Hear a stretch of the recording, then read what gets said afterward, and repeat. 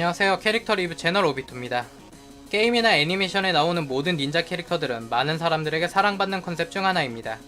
그렇기 때문에 많은 게임에서 등장하기 마련인데, 오늘 소개해드릴 캐릭터는 지난번에 공유드린 송하나 편에 이어서 블리자드 엔터테인먼트 중 닌자 컨셉으로 많은 사랑을 받고 제가 히오스에서 열심히 연습하는 캐릭터입니다.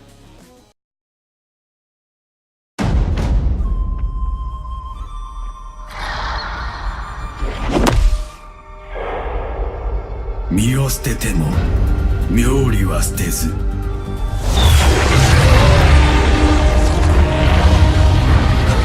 気の記憶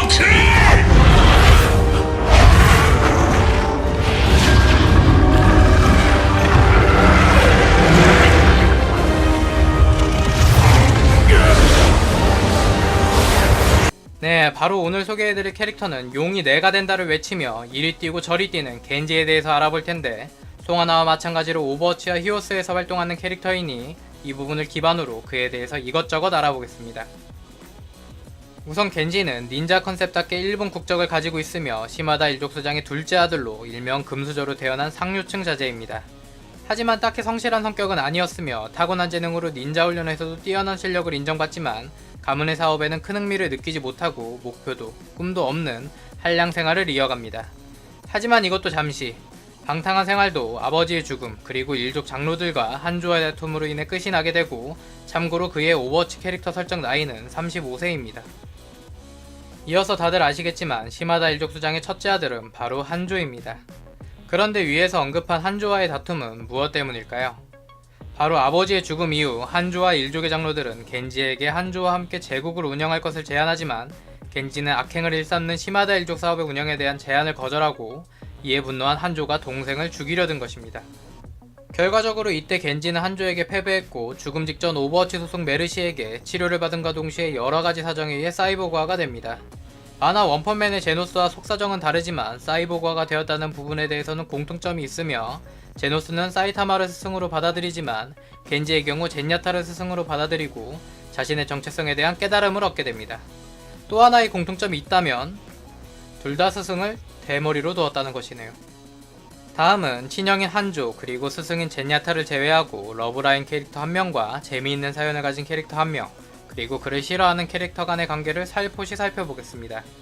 겐지는 송하나와 다르게 대부분의 캐릭터들과 안면이 있는데, 첫 번째로 그의 생명을 구해준 메르시와는 오버워치 내에서 겐지와 러브라인이 잡혀있는 캐릭터로 아무래도 회복기를 거치며 연애의 감정이 싹튼 듯합니다. 한편 만화 성찰에서는 발렌타인데이에 초콜릿을 주고받는 대사까지 있다고 하니 썸 타는 사이임에는 분명하다고 생각합니다. 두 번째는 일전에 공유드린 송하나인데 바로 게임과 연관이 있습니다. 위에서 언급한 것처럼 겐지는 금수저 집안에서 태어나 방탕한 생활을 즐기며 보냈는데, 하나무라 내부에 있는 오락실에서 꽤 많은 시간을 쏟으며 최고 기록을 쌓아놨다고 합니다. 그런데 어느 날 이 기록이 사라졌고 자신의 기록이 보이지 않는다며 당황해하는데, 이 기록을 깬 사람이 바로 송하나입니다. 제 영상을 보신 분들은 아시겠지만 송하나의 원래 직업은 프로게이머이며 지금 타고 있는 로봇 토끼 또한 본인이 가지고 있는 게임 센스와 감각을 인정받아 조종하게 되었습니다. 마지막으로 자리하는 오버워치 세계관에서 인공지능을 탑재한 로봇들, 예를 들어 바스티온, 오리사, 젠야타 등을 싫어하는데, 사이보그화된 겐지 또한 반 로봇이라고 생각한다는 이유로 그를 일방적으로 싫어한다고 합니다. Огонь по готовности! 모두 발사! 여담으로 서두에 언급한 것처럼 겐지와 같은 닌자 컨셉은 많은 사랑을 받는 설정입니다. 그 중에서도 플레이스테이션 게임 중 하나인 워프레임의 경우 오버워치를 모르고 플레이를 하는 사람들이라면 섞어 놓았을 때 전혀 이질감이 없을 정도로 비슷합니다. 심지어 겐지가 사용하는 무기와 스킬까지 비슷하기 때문에 해당 게임 캐릭터들과 엮이는 경우도 생기며, 겐지와 어프레임 간의 에피소드를 다룬 만화도 확인하실 수 있습니다.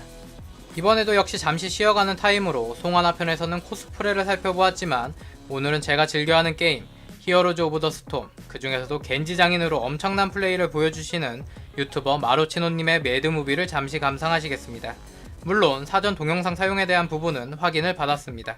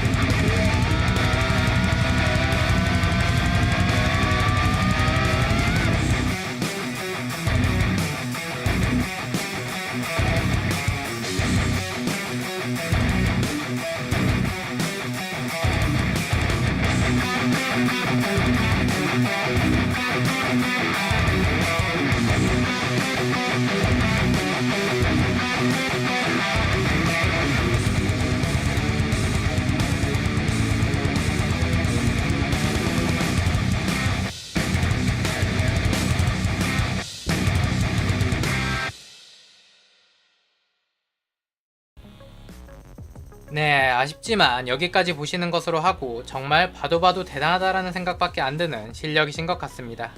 저도 마루치노님의 영상을 본 후 지금 겐지를 한창 연습 중인데 이제 레벨 30 정도로 저도 300 정도 가면 근접하게나마 할 수 있을지 이 부분은 위문입니다. 혹시 매드무비를 보신 후 마루치노님의 채널을 더 둘러보고 싶으시다면 유튜브 영상 설명을 참고해 주시기 바랍니다.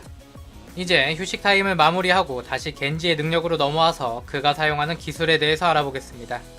오버워치에서도 히오스에서도 이미 많은 사랑을 받는 캐릭터이기에 아마 저보다 더 많이 알고 계시지 않을까 싶습니다. 첫 번째로 수리건 뿌리기입니다. 닌자 기술하면 빼놓을 수 없는 기술로 나루토를 보신 분들은 아시겠지만 닌자 기술의 기본 중의 기본이라고 할 수 있습니다. 만화에서는 여러가지 인수를 통해서 표창을 크게 한다거나 불과 함께 날리지만 겐지의 경우 일반 수리검을 상대에게 날려 적중시키는 기술로 보잘것없는 것 같지만 게임에서는 꽤 킬각을 많이 만들어주며 평타로 사용됩니다. 두 번째는 튕겨내기입니다. 초창기 오버워치를 할 때에는 잘하는 겐지를 만나서 이 튕겨내기에 엄청나게 죽었던 기억이 있습니다. 킹 오브 파이터즈 루갈이 투사체를 반사하는 것처럼 겐지도 마찬가지로 날아오는 투사체를 칼을 이용해 적에게 그대로 튕겨내어 공격을 되돌려주는 기술입니다. 세 번째는 질풍참입니다. 오버워치 단편 애니메이션 용에서도 나온 기술로 아주 빠른 속도로 상대를 베고 지나가는 기술입니다. 단순한 공격기로만 사용되는 것이 아니라 게임에서는 탈출기로도 많이 사용되는 기술로 겐지가 실제 전투에서도 가장 많이 사용하는 기술이라고 합니다. 마지막으로 용이 내가 된다와 류승용 기모찌를 외치는 용검입니다. 겐지의 궁극기로 등 뒤에서 검을 뽑아 용의 형상과 함께 적들을 베어버리는 기술로 질풍참의 경우 일직선으로 베면서 긋는 기술이지만 용검의 경우 타겟팅을 하고 검을 휘두르는 기술입니다. 겐지하면 생각나는 대표 기술로 게임상에서는 스킬 연계를 잘한다면 매우 강력한 궁극기입니다. 실력만 받쳐준다면 앞서 이야기한 것처럼 궁극기 타이밍에 혼자서 상대편을 모두 죽일 수도 있는 기술이지만 저 같은 경우 용검을 발동하는 순간 겐지에게 빙이라도 한 듯 무리하게 달려들다 죽어버리는 경우가 일상다반사입니다. 용검 키기 전으로 돌아가고 싶다.